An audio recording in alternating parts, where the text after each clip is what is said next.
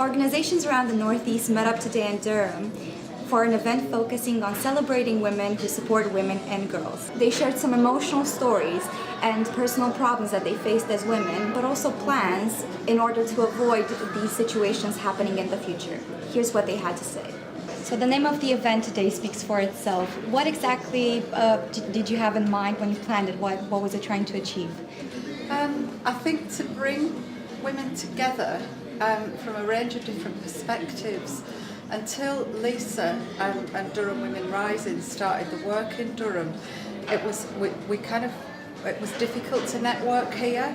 And whereas there had been quite a strong tradition for working with women and girls in Durham, from kind of like probably about the mid-1990s, it was difficult to make those connections. So I think we kind of we had a sense of all of from Durham Women Rising work, of all of these women doing different things to support women. It's a women's charity, but it's definitely 100% charity run by women. We give grants out of up to £100, and the point of the grant is to make the person who's requested it feel better. There's nothing else. It's just to make them feel better when they've been affected by breast cancer. So I set up the Women's Centre, and for the first year it was just going to be a pilot. It was just going to be a support group and see how it went. Well, we're here still in 2014. Women were coming and they were saying, I've never worked, I've never done anything, I've got no skills.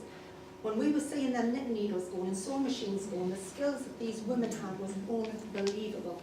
So we thought, right, we'll get the shop going, we'll get them into the shop, and we'll start selling our goods. And that's where we are as today, on the high street of Stanley. So if anybody comes up to Stanley, come and see our little shop. I now actually teach the peer counsellor programme, which started me on my very first journey in the whole process. And I've trained over 200 mums in the last 2 years.